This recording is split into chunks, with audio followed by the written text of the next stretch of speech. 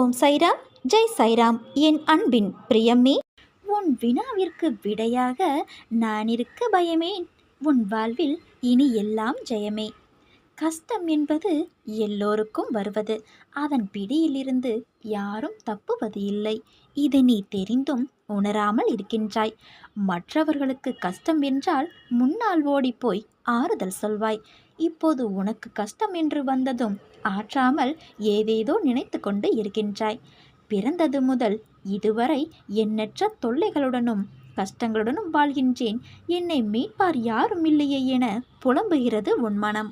எப்போது இந்த செய்தி உன் கண்களில் பட்டதோ அப்போதே நீ விடுதலையின் படியில் காலை வைத்து விட்டாய் என்பதை உறுதியாக நம்பு. இதுவரை இப்படி எதுவும் உன் கண்களில் படவில்லையே, இப்போது இந்த செய்தி உன் மனதில் நிற்கிறதே, அப்படியானால் உனக்கு விடுதலை உறுதியல்லவா? அனைவர் மீதும் கருணை கொண்ட இந்த பக்கீர் அன்புடன் உன்னையும் பாதுகாப்பார். இப்போது நீ பிரச்சனைகள் தடங்கல்கள் என்னும் கடலில் கழுத்து வரை மூழ்கியிருக்கலாம். துக்கமும் வேதனையுமாகிய படுகொலியில் ஆழமாக அமிழ்ந்து போயிருக்கலாம். அதை பற்றி வருத்தப்படாதே, அமைதியாயிரு, பொறுமையை கடைபிடி, கவலையை விட்டு ஒளி. உனது துக்க நாட்கள் முடிந்து போயின. எனது இந்த வார்த்தையை நம்பி என் மீது விசுவாசம் கொள். மனம் புண்ணாகி போனதே என வருந்தாதே. என் கரங்களால் உன்னை வருடிக்கொண்டு உன் பக்கத்தில்தான் உனக்காக இருக்கின்றேன். விரைவில் அனைத்து இன்பங்களையும் நீ பெறுவாய். உன் வேண்டுதல்கள் அனைத்தும் நிறைவேறியே தீரும். நீ விழும்போதெல்லாம் தாங்கி பிடிக்கவும், மனம் உடையும் போதெல்லாம் தட்டி கொடுக்கவும், தனியே நீ அழும்போதெல்லாம் உன் கண்ணீரை துடைக்கவும் உன் சாயப்பா நான் இருக்கிறேனே. பிறகு எதற்காக கவலைப்படுகிறாய்? உனக்கு வரும் துன்பங்களால் துவண்டு போகாதே. நடப்பவையெல்லாம் உன் நன்மைக்கே. நீ சகல வளங்களையும் பெற்று சந்தோஷமாக வாழப்போகின்றாய். நீ எதை பற்றியும் கவலை கொள்ள தேவையில்லை. நான் எப்போதும் தன் பக்தர்களுடனே இருக்கின்றேன். நாயோ பன்றியோ பூனையோ உங்களிடம் பிச்சை கேட்பவராகவோ, உங்கள் கற்பனைக்கும் எட்டாத ஒரு உருவமாகவோ அல்லது கண்ணுக்கு தெரியாமல் சூட்சம ரூபமாகவோ நான் உங்களுடனேயே இருக்கின்றேன். இதை உணர்ந்த பக்தன் மிகவும் அதிர்ஷ்டசாலி என பாபாவே தெரிவித்துள்ளார். பாபா உண்மையில் மும்மூர்த்தி அவதாரம், பிரம்மா விஷ்ணு சிவனின் அவதாரம். இந்த உண்மையை உணர்ந்த பக்தனின் பாக்கியத்தை என்னவென்று கூறுவது என்று பாபா குறிப்பிட்டுள்ளார். பிரேமை பொங்கும் பஜனையாலும் தொடர் நாம ஜபத்தாலும் பாபாவின் இருப்பை பக்தர்களால் உணர முடியும்.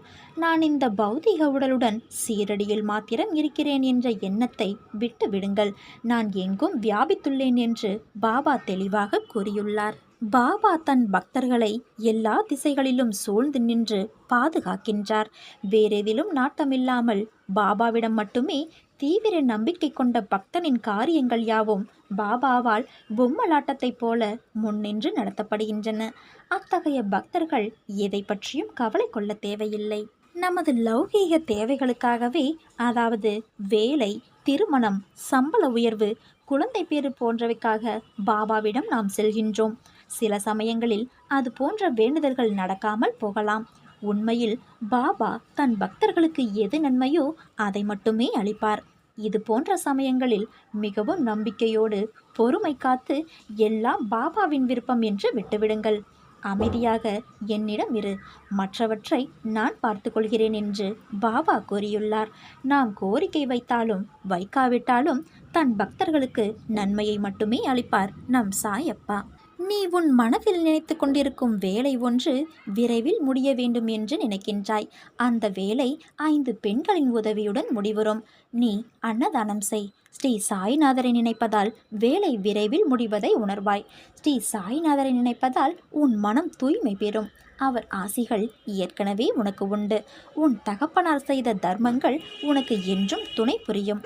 உன் வாழ்வில் வெற்றி கிட்டும். ஏன் இப்படி இருக்கிறாய்? எதற்கெடுத்தாலும் புலம்பலும் அழுகையுமாய் இருக்கின்றாய். ஏன் உன் தந்தை மீது உனக்கு நம்பிக்கை இல்லையா? எல்லா பிரச்சனைகளையும் நான் பார்த்து கொள்கிறேன் என்று கூறினேன். பிறகு உன்னை எப்படி நான் கைவிடுவேன்? ஏன் இந்த நடுக்கம்? ஒரு பிரச்சனை என்றால் என்னைத்தான் கூப்பிடுகிறாய். அதே நேரத்தில் இது நன்றாக நடக்குமா, தந்தை நமக்கு இதை நிறைவேற்றி தருவாரா என்றும் யோசிக்கிறாய். இது ஏன்? இவ்வளவு நாள் எல்லா பிரச்சனைகளுக்கும் உனக்கு தீர்வை நான் கொடுத்தேன்.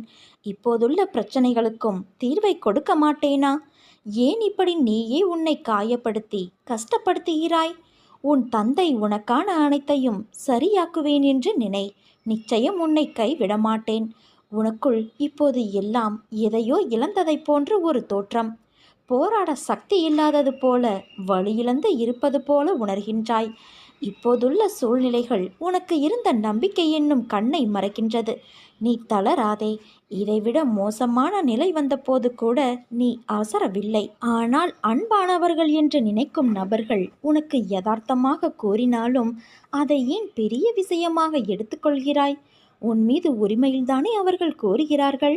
அது உன்னை கஷ்டப்படுத்தினாலும் அதை ஏற்றிக்கொள். அதில் ஏதும் தவறு இல்லை. விட்டு கொடுத்து போவதில் ஒரு மனநிறைவு கிடைக்கும். அதை நீ கண்டிப்பாக உணர்வாய். ஏன் நான் இப்படி இருக்கிறேன் என்று என்னிடம் வேண்டுகிறாய்? நிச்சயம் உன் சூழ்நிலைகளும் உனக்கான நேரமும் தான் உன்னை இப்படி சிந்திக்க வைக்கிறது. இதில் உன் தவறு ஒன்றுமே இல்லை. நீ வீணாக எல்லாவற்றையும் நினைத்து உன் மனதை போட்டு குழப்பிக்கொள்ளாதே. உனக்கு தேவையான அனைத்தும் விரைவில் உன்னை தேடி வரும். நீங்கள் இப்படி சொல்கிறீர்கள் அப்பா, ஆனால் எதுவுமே மாறவில்லையே என்றுதானே நீ மனதில் நினைத்து கொண்டு இருக்கிறாய். உனக்கான நல்ல நேரம் வரும் என்று நான் நம்பிக்கையாய் கூறுகிறேன். அதுபோலவே நீயும் நினை. உனக்கு நல்ல நேரம் தொடங்கிவிட்டது என்று நினை. நிச்சயம் எல்லாம் சுகமாகிவிடும். உன்னை எல்லோரும் தனியாக விட்டுவிட்டார்கள் என்று நினைத்து புலம்புகிறாய். யாரும் இவ்வுலகில் தனியாக இல்லை. எல்லோருக்கும் இந்த உலகம் என்பது பொதுவானது. யாரிடமும் எதையும் அதிகம் எதிர்பார்க்காதே. அது உன்னை ஏமாற்றத்தில் தள்ளி இருந்த நிலைமையில் தள்ளி இருக்கிறது. உனக்காக யார் இருந்தாலும் இல்லாமல் போனாலும் உன் உயிராய் நீ மரியாதை செலுத்தும் உன் தந்தை உனக்கு எப்போதும் துணையிருப்பேன். என் பிள்ளையான நீ என்னை நினைத்த மறுநிமிடமே உன் அருகில் நான் நிற்பேன். எப்போதும் இருப்பேன். என் வார்த்தைகளின் மீது நம்பிக்கை வை என் குழந்தையே. நானே கதி என்பவனின் வாழ்வை இன்பம் என்னும் கடலில் மூழ்கிவிடும்படி செய்வேன். மாயை உலகிலிருந்து காத்தருளுவேன். ஈன்றெடுத்த தாயை விட ஒரு நொடியும் இடைவிடாது பாதுகாப்பேன். அனைத்துமாய் நான் இருக்க நீ ஆனந்தமாய் இருக்கப் போகிறாய் குழந்தையே. இன்றும் நான் உன்னோடு இருக்கிறேன். யார் உன்னை கைவிட்ட போதிலும் என் அன்பு பக்தனாகிய உன்னை நான் என்றும் எப்போதும் எந்த சூழ்நிலையிலும் கைவிட மாட்டேன். நீ நம்பிக்கையோடு இரு. நல்லதே நடக்கும். நீ ஆனந்தமாக இருக்கப் போகிறாய். காத்திரு. நிச்சயம் நடக்கும். மனம் தளராதே குழந்தையே. பொறுமையாக இரு. நம்பிக்கையோடும் இரு. ஏனென்றால் நம்பிக்கைதான் வாழ்க்கை. உன் அப்பா உனக்கு நிழலாக என்றும் இருக்கின்றேன். தனியாக போராடுகிறேன், வெற்றி பெறுவேனா என்று நினைக்காதே. நீ தனியாக போராடுவதே வெற்றிதான். உனக்குள் உன் அப்பா நான் அல்லவா இருக்கிறேன். உனக்கு வரும் கஷ்டங்கள் எல்லாம் உன்னை தாழ்த்த என்று நீ நினைத்து கொள்கிறாய். ஆனால் உண்மையிலேயே அது உன்னை தாழ்த்துவதற்கல்ல, அடுத்த கட்டத்திற்கு மேம்படுத்த. உனக்கான ஒரு விஷயம் தாமதமாக நடக்கிறது என்றால் அது உனக்கான நிறைவான விஷயமாய் மாறப்போகிறது என்று அர்த்தம். உன்னை சோதிப்பேனே தவிர கைவிடமாட்டேன். இன்று இதை நன்றாக நீ உணர்ந்திருப்பாய். உன்னை சுற்றி உன் மனதை தூற்றி பேசுபவர்களை பற்றி நினைக்காதே. அவர்களோடு வாதம் செய்யாதே.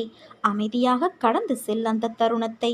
வாக்குவாதம் செய்து உன் நிலையை புரிய வைப்பதை விட அமைதியாக சென்று உன் செயலால் அவர்களுக்கு அதை உணர்த்து. என்றைக்கும் சொல்லும் சொல்லில் கவனம் தேவை. அதை உன்னுடைய ஒவ்வொரு செயலிலும் யோசித்து செயல்படு. உனக்கான அழகிய வாழ்க்கை காத்து கொண்டிருக்கிறது குழந்தையே. அந்த வாழ்க்கை எல்லா ரணங்களுக்கும் மருந்தாய் அமையப் போகிறது.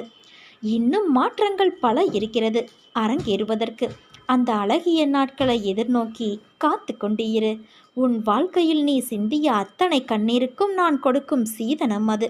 உனக்கான எல்லாம் நிறைந்த எதிர்காலம் காத்து கொண்டு இருக்கிறது. நீ உயர்ந்து வளரப்போகிறாய். சிரித்த முகத்தோடு காத்து கொண்டு இரு. உன்னையும் உன் வாழ்க்கையையும் நான் நிறைவுடையதாய் ஆக்குவேன். நான் இல்லாமல் நீ எப்படி தனித்து ஒரு நொடியும் இருக்க முடியாதோ அப்படித்தான் உன்னை பிரிந்தும் என்னால் ஒரு நொடியும் தனித்திருக்க முடியாது. என் குழந்தையே, உன்னை என் வலது கரத்தால் தாங்குகிறேன். கர்மாக்கள் சிறிதும் மீதமில்லாமல் நசிந்துவிடும் அளவுக்கு என் பெயரை நீ உச்சரித்து கொண்டே இருப்பதால் ஒரு லோபியைப் போல ஒரு பொக்கிஷமாக இரவு பகலாக உன்னை நான் பாதுகாக்கின்றேன்.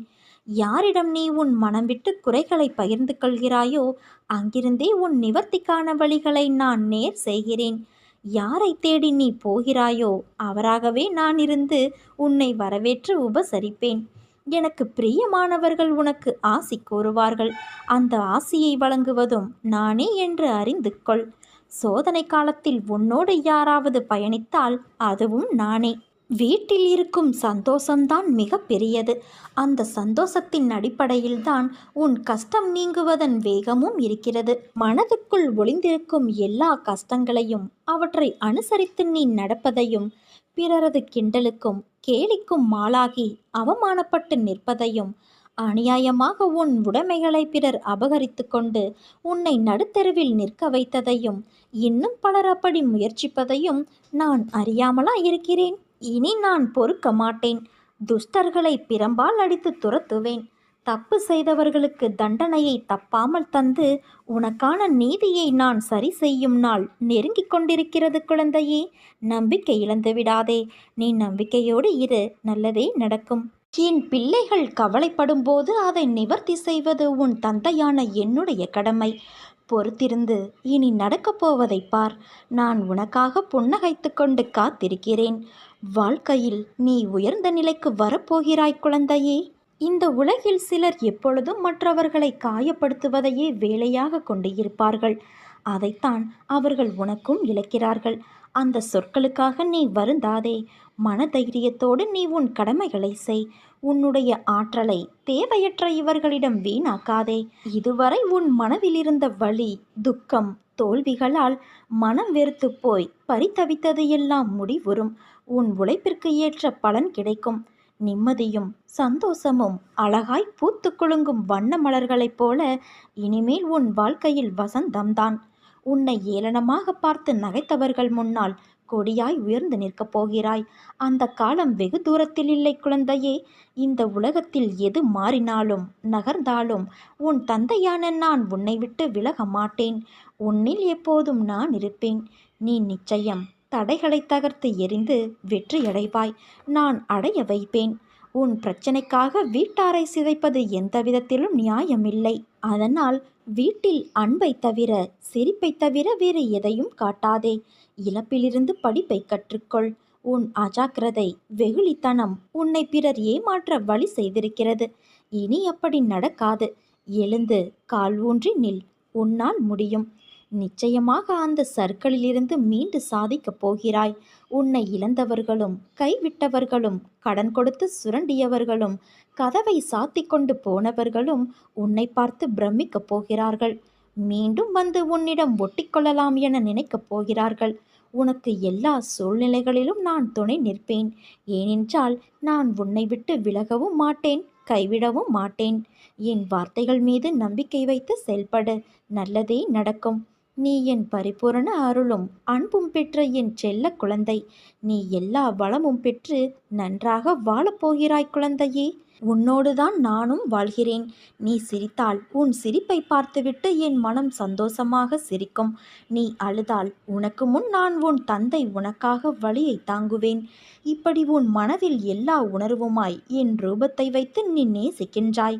அப்படி இருக்கையில் என் உயிரே நீதானே. உன்னுள் உனக்காகவே வாழ்கின்றேன். என் குழந்தைகள் அனைவரின் இதயத்திலும் நான் இருக்கும்போது எனக்கு எப்படி மரணம் நிகழும்? வழியில் நீ கதறும் ஓசைக்கு நான் எதிர் ஓசை கொடுத்து வழியை ஏற்கிறேன். உன் வழிகள், உன் துன்பங்கள் என்பது எனக்கானது. என்றும் நீ மகிழ்வோடு வாழத்தான் நான் ஆசைப்படுவேன்.